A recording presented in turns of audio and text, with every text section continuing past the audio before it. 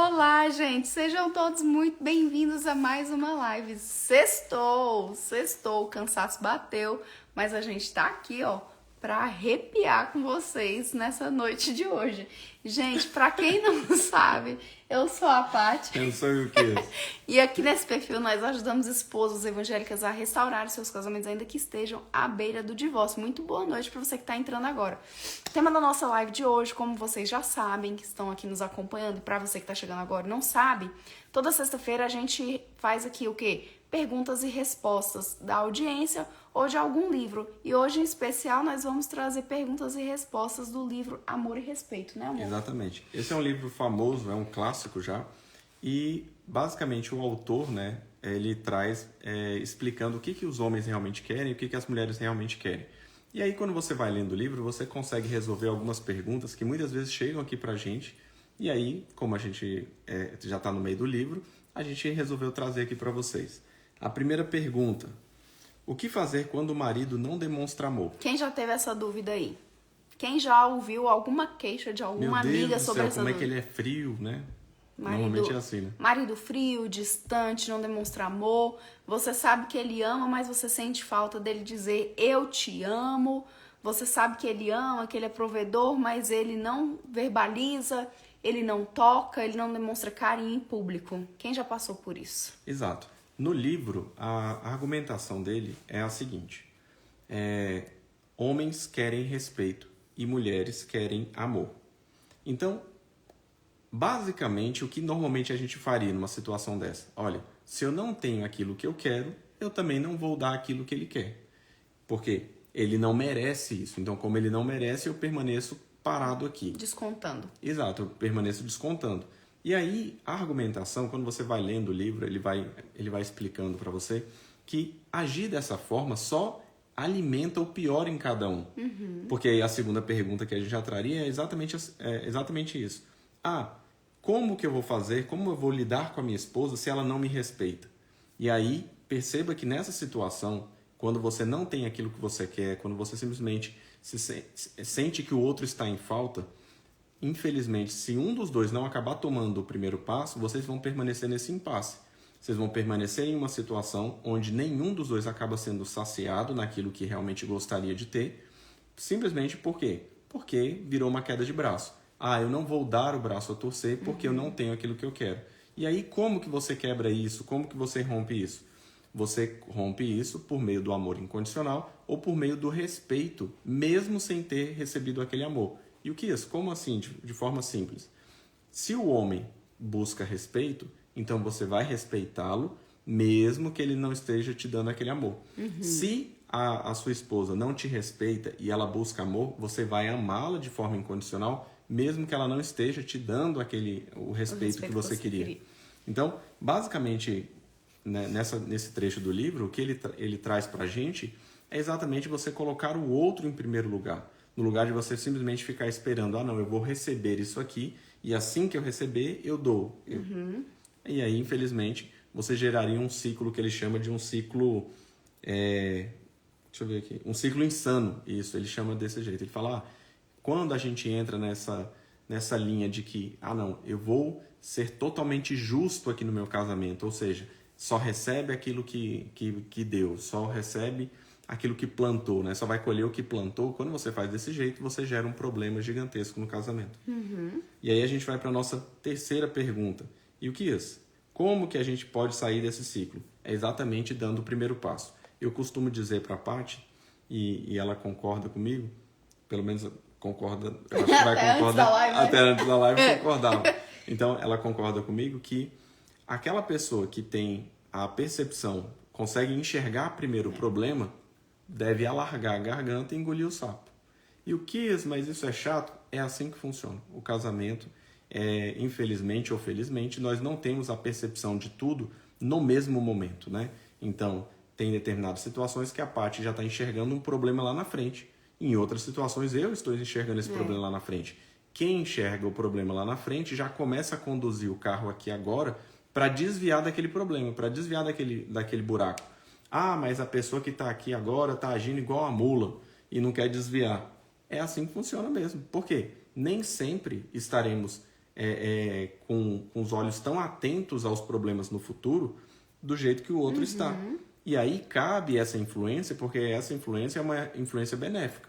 Só que essa influência ela não vem, né, totalmente limpa de atritos, né? Eu falo determinada coisa, a Paty discorda, e aí magicamente eu falo, nossa, que legal que ela discorda e a gente vai viver feliz para sempre. Não é assim, existe isso. Né? Essa influência, tendo em vista um problema futuro, ela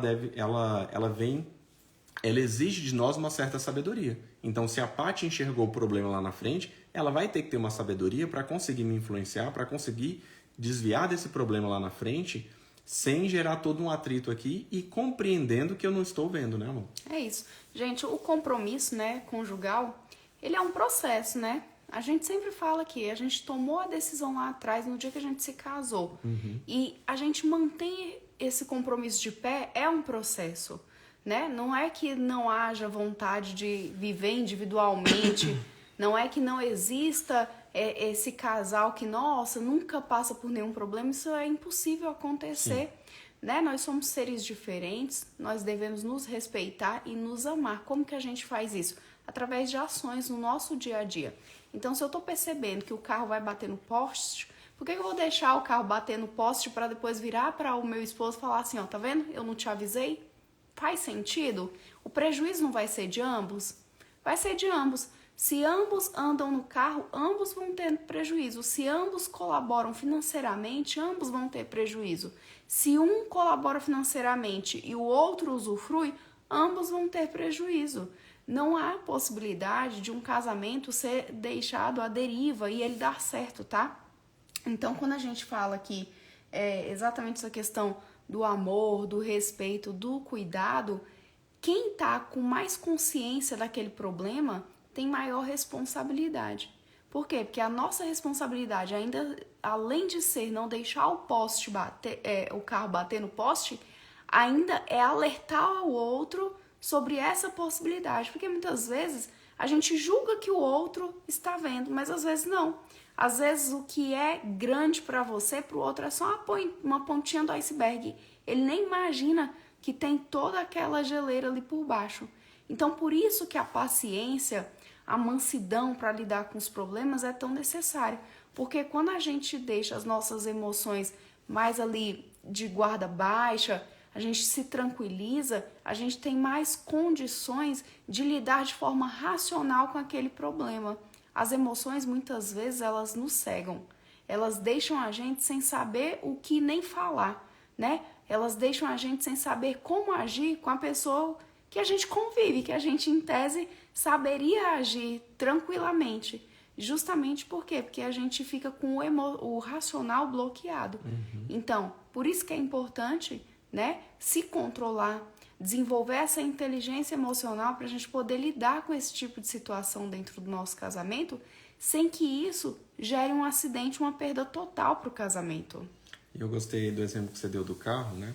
E ele encaixa muito bem, né? Não basta no casamento você ter a razão, né? Você tem que saber que, além da razão, você tem que guiar esse relacionamento de tal forma que ele não caia em determinados prejuízos, né? Que ele não bata, igual você falou no Porsche.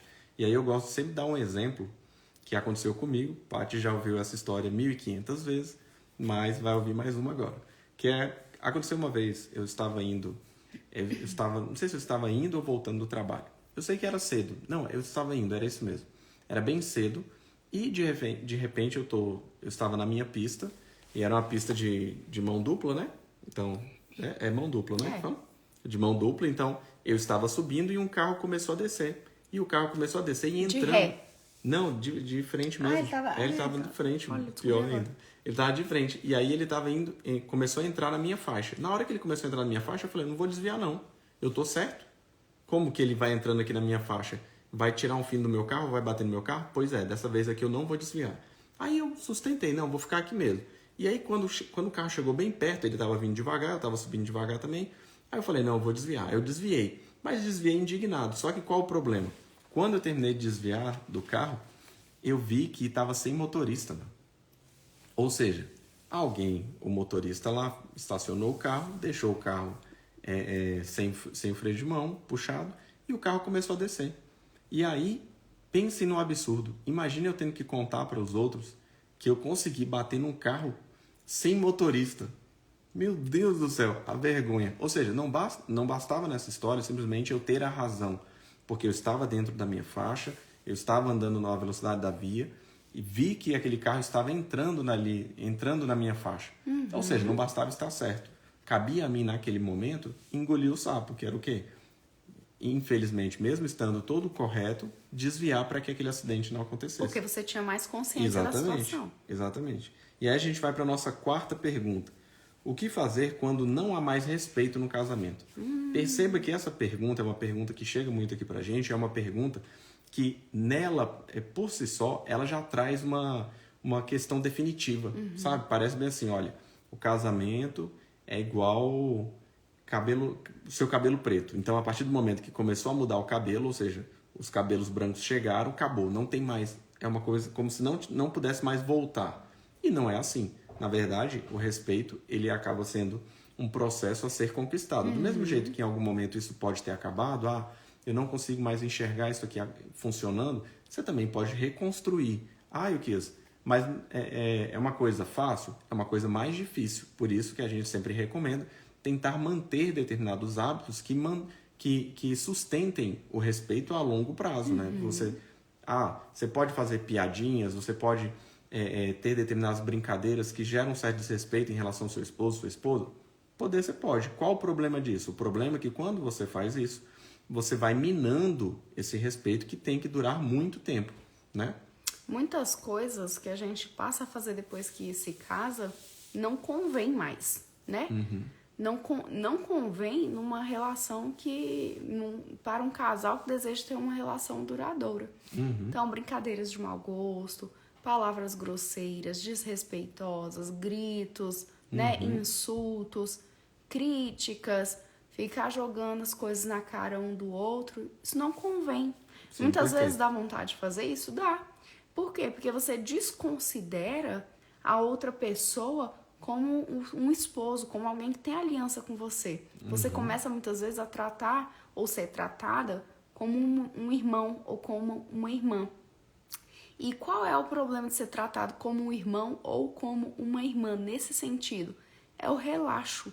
Na relação entre irmãos, muita coisa é permitida, justamente por quê? Porque a gente teve uma mesma convivência desde a infância, a gente briga desde a infância, a gente brinca desde a infância, a gente consegue se entender, a gente teve a mesma criação. Não, e então é obrigado a gente a se entender, né? E a gente ainda é obrigado. Porque e os a pais gente podem dar uma surra. E a gente parte do pressuposto também de que o irmão vai compreender aquilo ali, que logo vai passar e vai ficar tudo bem. Por quê? Porque como tivemos a mesma criação, os conceitos são os mesmos, as referências são as mesmas, os processos são extremamente parecidos. Numa relação conjugal, tudo diferente.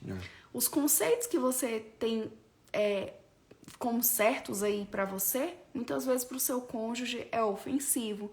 A forma de fazer uma brincadeira ou de chamar de determinados nomes uma esposa, às vezes, quando você chama sua irmã é ok, mas quando você chama sua esposa é extremamente desagradável e ofensivo. Então a gente tem que tomar esse cuidado de não criar determinadas liberdades, ou melhor, de não usar a liberdade que a gente tem para gerar uma libertinagem no nosso relacionamento, no sentido de contaminar, no sentido de judiar, de prejudicar e achar que vai ficar tudo bem. Não vai ficar tudo bem, né? Os processos pelos quais um e outro passaram são diferentes.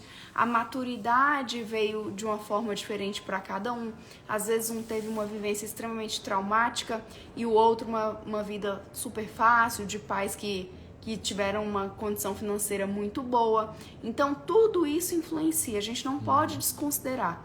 Quando eu pego a minha vivência e jogo para minha relação conjugal sem considerar a vivência do meu esposo, eu crio um problema. Porque eu começo a partir do pressuposto, da ideia, eu começo a partir do pensamento de que vai ficar tudo bem ainda que eu chateie aquela pessoa. E na relação conjugal a gente tem que fazer de tudo para não chatear. É inevitável? É inevitável. Ora mais, ora menos isso vai acontecer? Vai. Mas qual a repercussão que você vai dar para aquilo ali?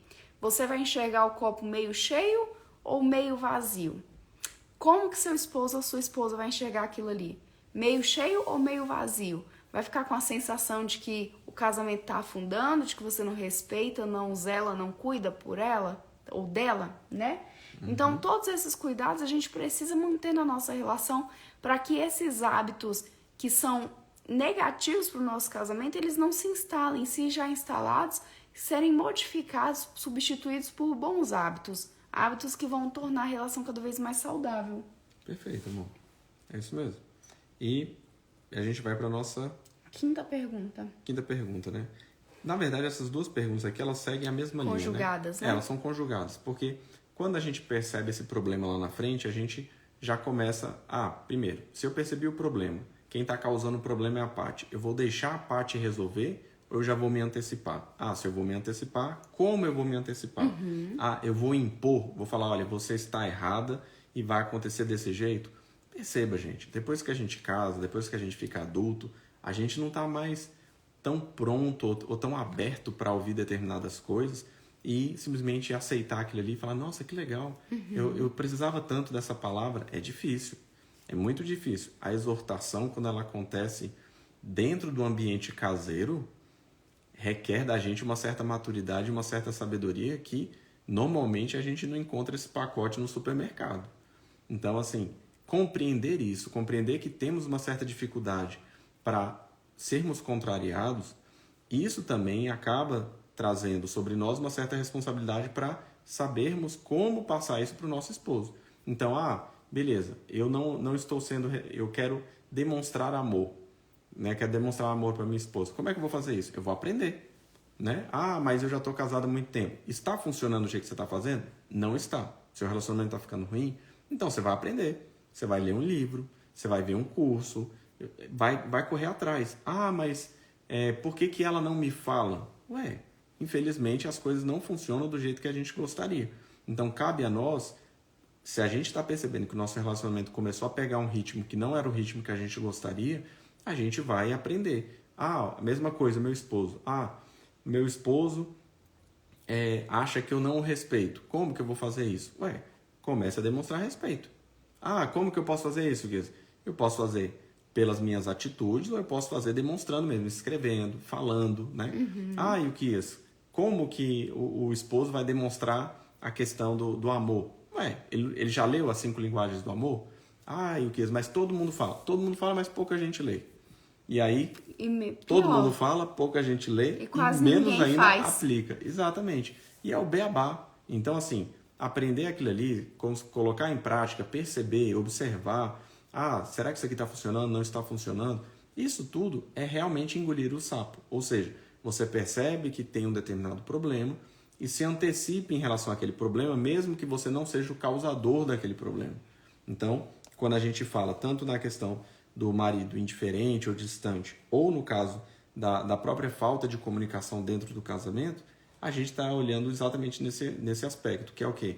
Eu vejo o problema, antecipo, mesmo que não seja comigo, mesmo que eu não seja o causador dentro do meu julgamento, né, amor? Gente, toda a vida, eu sempre falo isso para as minhas amigas, na nossa relação, que a gente tem que agir enquanto tiver forças. E essas forças, elas sempre têm que existir porque a gente está fundado em Cristo, né? Elas são renovadas, né? Ações, vida renovada, forças renovadas, né?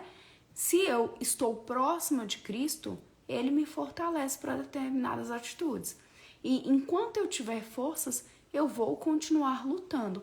E o que é esse enquanto tiver forças? Sempre que eu estiver próximo a Deus, isso vai ser possível. Por quê? Porque da mesma forma que Deus não desistiu de mim, eu também não posso abandonar um projeto que é dele na minha vida, né? Então, essas forças, muitas vezes essa angústia pela qual você está passando, ela tem forma de ser amenizada, de ser direcionada para que gere um fruto para você e para o seu casamento, para que isso te fortaleça, para que você saia melhor dessa situação do que você está agora, ou do que quando você entrou. Quando eu falo sair, não é sair do casamento, é sair da situação de crise. Crises vêm, crises vão. Exatamente. Agora, como que a gente lida com elas? Da forma mais dolorosa ou menos dolorosa? Muitas vezes a gente lida com elas das formas mais dolorosas possíveis, Porque muitas vezes por falta de conhecimento, mas na maioria das vezes por orgulho, pelo ego ferido, machucado, pela vontade de mostrar para o outro que você tá por cima da carne seca. E aí, não bastando já estar ferida, você também fere. Não bastando o casamento já não estar bom, você ainda torna ele pior. Então, as nossas ações direcionadas de forma inteligente e direcionadas da forma como Deus deseja que nós direcionemos, torna tudo muito mais leve. O fardo que é tão pesado hoje, ele pode se tornar um fardo mais leve, né? Uma coisa é a gente carregar um balde d'água na cabeça, sendo que tem encanamento. Outra coisa é carregar um balde d'água na cabeça, sendo que não há instalação de água encanada. Percebe a diferença? Quando há conhecimento, quando há formas de tornar aquilo ali mais leve, mais confortável, a gente tem que fazer isso, porque isso melhora a nossa vida, isso nos traz paz, isso nos traz uma vida, um relacionamento saudável e harmonioso. É isso mesmo. E aí a gente vai para nossa... Quinta pergunta, sexta? Errei já, oitava, né? Oitava pergunta. A Karen tá perguntando aqui, amor, de qual a igreja que nós somos. Pois é, nós acabamos de mudar de igreja, né? Por isso que a Paty ficou na dúvida aí. É engraçado. Vou falar aqui mais ou menos, né? Nós fomos durante muito tempo da Assembleia de Deus, do Ministério Madureira. Aí depois nós fomos para a Batista, fomos da Batista Filadélfia durante muito tempo e agora estamos na Presbiteriana, né? É isso, a gente tá nessa fase aí de mudança, gente. De e assim, igreja. são 3, mas aí vocês têm que lembrar, assim, que é ao longo da vida, né? Da vida. Ao longo de 40 anos. Então, assim... 40 seus. Meus aí, entendeu? Então, assim, durante os primeiros 20, os primeiros 30 na Assembleia, os últimos 10 Não, tem mais, amor. Tem mais? Mais de 10 na Batista. Meu Deus do céu. Doce. Eu achei que eram 10 só. 14. 14 na Batista e agora fomos para a Presbiteriana. De qual igreja que você é, Karen? Coloca aqui pra gente saber e conhecer um pouquinho mais vocês. E aí, a nossa oitava pergunta. Vamos lá. Como lidar com as diferenças de opinião no casamento? E o interessante é que quando a gente fala de diferença de opinião, fica parecendo bem assim.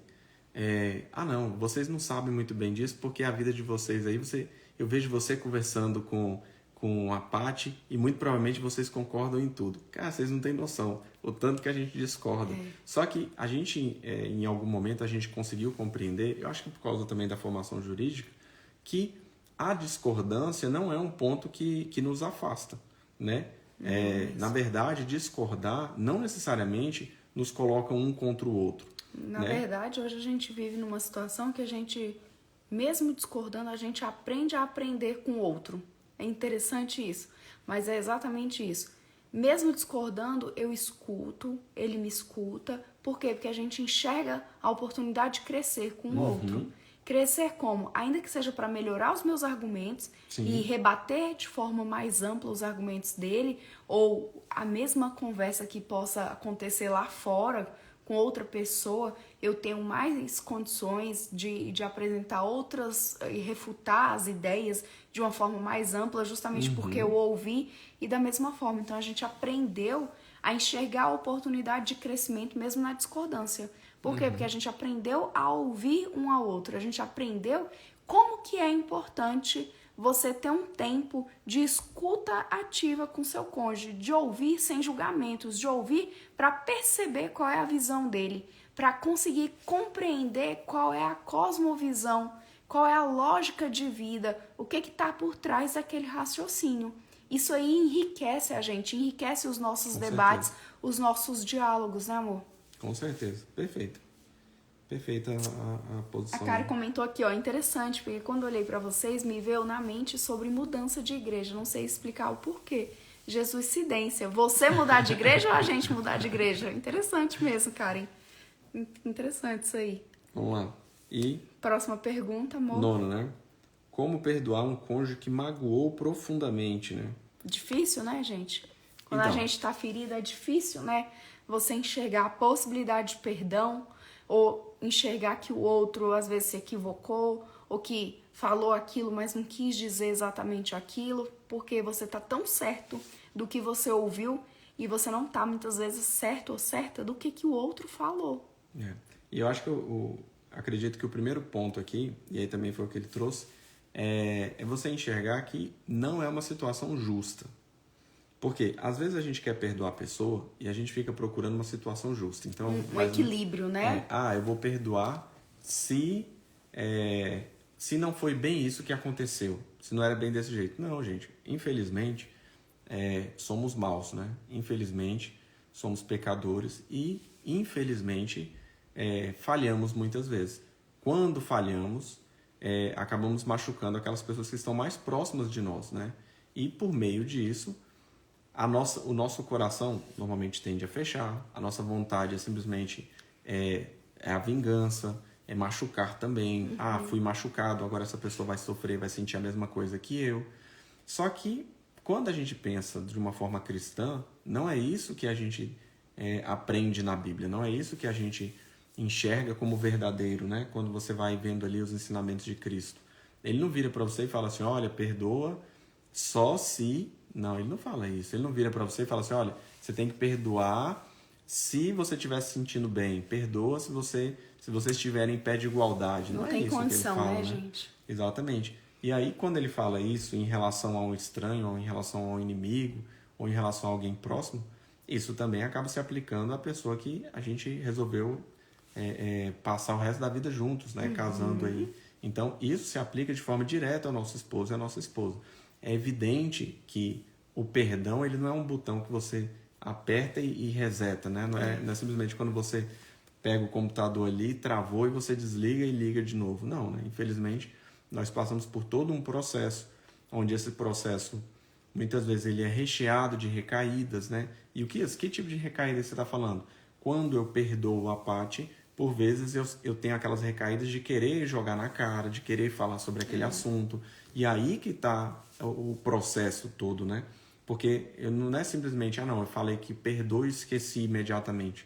Não, há uma vontade tremenda de continuar alimentando aquilo ali. É uma vontade da gente querer jogar na cara, uma vontade da gente querer ver pelo menos um pouco do sofrimento, né, naquela pessoa que...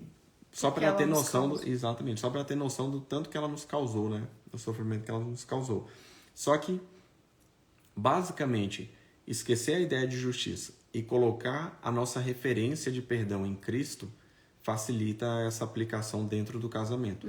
Quando eu lembro que eu sou extremamente pecador, e mesmo assim Jesus me perdoa, mesmo assim Deus me perdoa, quando eu penso nisso, esse pensamento me ajuda também a ser um pouco mais empático, me ajuda a querer perdoar outros pecadores. E aí, nesse momento, eu me coloco em pé de igualdade com a minha esposa, né? Ou quem estiver ouvindo com o esposo, porque aí eu lembro que eu também sou pecador do mesmo jeito que ele.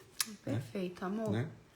E a nossa última pergunta. Como manter a paixão viva no casamento? Aí aqui, a gente... Isso aqui vem muito, gente. Vem muito, e vira e mexe a gente fala, né? Quando a gente pensa em manter a paixão viva, normalmente o que as pessoas pensam? Grandes eventos. Uma viagem para Bora Bora. Eu nem sei quanto é que tá, né? Também não. Muito dinheiro. Só de falar aqui eles já vão cobrar. Então assim, uma viagem para Bora Bora. Uma viagem ao redor do mundo, um carro. Um final de semana em tal lugar. Não. Para você manter a chama acesa ou para você reacender essa chama, são os pequenos gestos. Por quê, Yukias, que são os pequenos gestos? Porque os pequenos gestos você consegue fazer em um número muito maior. Então, Yukias, como assim? Você só pode, muito provavelmente, quem está ouvindo aqui, poderia no máximo, dar um carro para o seu esposo ou para sua esposa ao longo da vida. Só que, ao mesmo tempo, você pode dar inúmeras demonstrações de amor ao longo de um dia. Então, perceba o tanto que é desproporcional a forma que você pode expressar isso. E, muitas vezes, aquele carro dado dado com muito esforço, não tem todo aquele efeito que... Nem reflete todo o amor também que você sente. Exatamente. Então, focar nos pequenos gestos te traz uma responsabilidade, porque está ao seu alcance, você pode fazer imediatamente. Ao mesmo tempo, te dá uma vantagem quantitativa e, ao mesmo tempo, os pequenos gestos podem também te dar uma vantagem qualitativa. Eu vou dar até um exemplo aqui. Posso dar, amor? Uhum. Mais ou menos um mês atrás, nós estávamos num restaurante e o Will comprou um buquê de rosas pra mim. Um rapaz passou vendendo, aí a gente brincou com o rapaz, no final das contas o Will comprou esse buquê de rosas pra mim. Eu não postei aqui porque às vezes a gente posta as coisas e é mal interpretado, às vezes gera um mal-estar em quem não tá com casamento lá, essas coisas. Enfim, N situações a gente pensa aqui antes de partilhar com vocês, porque também a gente não quer causar nenhum efeito que seja danoso para vocês nem pro casamento de vocês. Então a gente faz tudo com muita responsabilidade, muito carinho, muito cuidado aqui com as vidas que estão aqui em nossas mãos. Gente, o que foi esse pequeno gesto de carinho? Foi algo que se prorrogou por 3 semanas, porque além dos primeiros 2 dias, parte das flores morreram, murcharam. Mas eu confesso pra vocês que uma dessas flores, que era até uma flor branca, eu nem cheguei a fotografá-la, ela durou, gente, 3 semanas. Isso nunca aconteceu. E aí, como eu coloquei perto da pia, todas as vezes que eu olhava, eu me lembrava desse gesto de amor, de carinho. Então, olha como que é interessante. É um ato simples, um ato único, que ele se prorrogou durante ali 3 semanas pelo menos. E hoje eu ainda fui olhar ali a planta, ela já estava mais murchinha. Mas mesmo assim, eu me lembrei durante 3 semanas de um único gesto de carinho. Então perceba que uma coisa que é simples, que ela é delicada, ela reverbera muito além do que aquele ato daquele dia, daquele momento que você praticar, sabe? Isso é muito interessante, porque você vai alimentando a sua relação e muitas vezes você acha que você alimentou a sua relação naquele dia, mas não. Como a gente fala aqui, o relacionamento ele possui como se fosse uma conta bancária. Então a gente tem créditos, né, para usar de amor e débitos para retirar, muitas vezes quando a gente erra, quando a gente enfraquece realmente a relação de alguma forma. Então perceba que uma única situação, ela acreditou aqui no meu relacionamento pelo menos 3 semanas. Olha como é algo simples. E eu não tô falando aqui que seja necessário gastar dinheiro ou fazer grandes coisas, né? Não. Sabe o que eu fiquei pensando? Deixa eu interromper. Eu fiquei pensando que se eu tivesse comprado de plástico, ela tava aí até hoje. Até hoje. Vocês estão vendo, gente? Tá? Deus que amansa aqui. Então, gente, é para vocês perceberem que as coisas simples, elas têm muito mais valor do que a gente pode dar, muitas vezes. As coisas simples, elas não passam despercebidas pelo seu esposo, pela sua esposa. Pratique essas coisas. Não desista da sua relação. Não leve sua relação empurrando com a barriga como se fosse um emprego ruim que você tá e não tem jeito, só tá lá porque tem que estar. Relação conjugal não é isso. Relação conjugal é ato de afeto todos os dias. Mesmo que você não queira, mesmo que você não queira. Mesmo cansado. Porque Jesus não se cansou de nos servir. Jesus não se cansa de nós. Como é que nós vamos nos cansar do nosso próximo, né? Do próximo, tão próximo que a gente divide a cama, divide o corpo, divide o dia. Então a gente tem que refletir e ressignificar. Muitas vezes a gente dá significado para a nossa relação conforme o mundo traz. E aí faz a gente engolir determinadas coisas como se aquilo ali fosse certo. Mas a gente nem se questiona, nem traz uma crítica, nem avalia aquilo ali que está sendo imposto pra gente. E a gente começa a fazer essas práticas na nossa relação. Quando a gente vê, a gente está moribunda, mal-humorada, mal amada, chateada, indignada. E muitas vezes são coisas que a gente consegue ali, ó, cortar o mal pela raiz, facinho. Estejam atentas, né? Porque o nosso relacionamento é formado só pelo esposo e pela esposa. Se não for o esposo ou a esposa ou ambos a lidarem com aquilo ali da melhor forma, o mundo lá fora vai jogar pra você que lá é muito melhor, que as oportunidades lá fora são melhores, quando a gente sabe que o fracasso está justamente lá fora e não aqui dentro, né, de uma relação conjugal nos moldes cristãos, nos moldes como Deus estabeleceu para que fossem. Perfeito, amor. É isso, gente? Mais alguma pergunta? Aí já chamo, né? Alguma dúvida? Pessoal, amanhã nós vamos fazer uma aula das 9 da manhã a meio-dia. Se você deseja participar, preencha o formulário que tá ali, tem um linkzinho na bio que a gente deixou lá, preencha o formulário para você participar. Pelo formulário, a gente também vai coletar seu e-mail e aí a gente vai enviar o link da aula para vocês, que não tem como essa aula ser no Instagram devido à utilização de recursos que a gente vai fazer durante essa aula, né? Disponibilização de material, material visual, material para vocês poderem escrever alguma coisa se acharem necessário. Então, participe, não deixe de participar não, se o casamento não tá legal, tá capenga em alguma área, tem alguma dificuldade de comunicação, alguma outra dificuldade em lidar com seu esposo ou com a sua esposa, participe. A gente vai estar contribuindo com vocês da melhor forma possível nessa aula de amanhã, tá bom? A Karen falou aqui, ó, não gosto dos amigos do meu parceiro, como lidar com isso? Ele é mais de ter amizade, já eu não. E me dá agonia essas proximidades demais. O que eu faço? É interessante até a forma de você abordar isso aí. Pois é, cara. Assim, é lógico que... A grosso modo, né? A grosso modo, né? Normalmente, quando a gente se queixa, é interessante que o seu exemplo aí é um exemplo que tem no próprio livro, salvo engano, do 5 Linguagens do Amor, né? É lógico que normalmente a gente não fala muito desse livro aqui, porque a gente já pressupõe que as pessoas já leram, que as pessoas já estão fazendo, né? Mas assim, muito provavelmente o que realmente te choca, o que realmente te incomoda, deve ser ou a falta de tempo, porque esse tempo aí não está sendo do jeito que deveria ser feito, ou a falta, a influência deles em um determinado aspecto, né? Porque a amizade por si só, essa amizade, ela normalmente ela não ocupa o espaço que a esposa ocupa. Então, se você não está tendo tempo de qualidade com ele, normalmente você vai culpar aquilo que toma o tempo dele.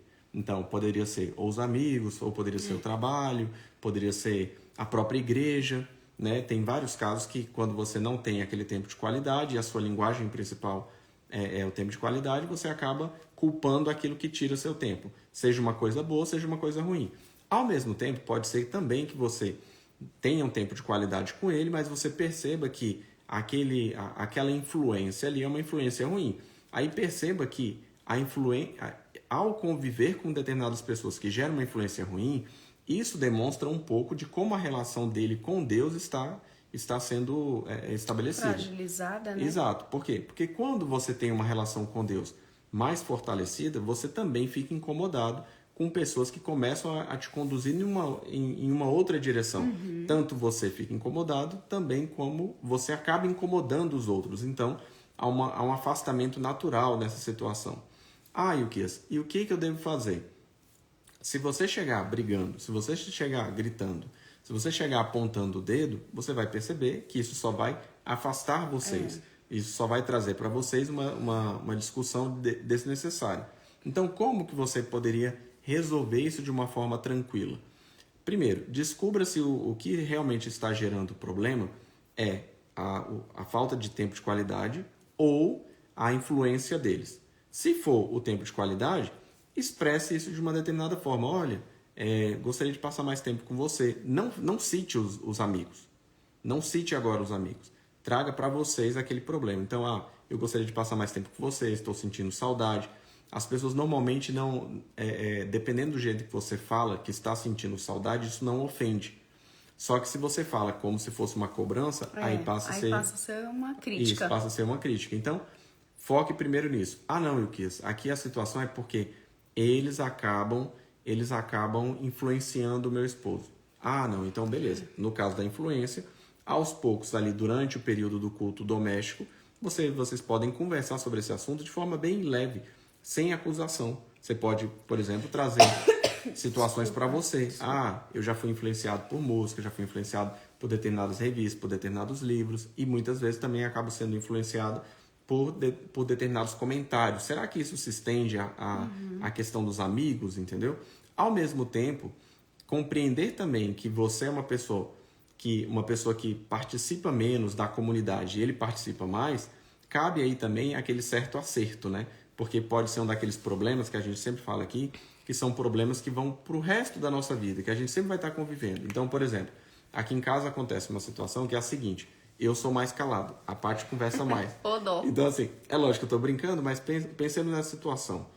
Dificilmente a nossa personalidade vai mudar a tal ponto da Paty, um determinado dia, conversar extremamente pouco. E eu, a mesma coisa. Não, há uma tendência da nossa personalidade permanecer mais ou menos a mesma. Só que o que vai melhorar ao longo dos anos é justamente como a gente vai se adaptando a isso, como a gente consegue entender, não, a Paty gosta de conversar e ir para a igreja e ficar até mais tarde conversando. Eu não curto muito a minha bateria social, né? Como as pessoas falam, a bateria social acaba antes. Eu posso ficar um tempo com ela e depois espero no carro. Ela também não vai se sentir ofendida. Só que isso leva um certo tempo para a gente conseguir ir manejando isso. Né? Exatamente. Tudo é negociável, gente, Exato. na relação. Isso. A Janaína, você quer participar do vídeo?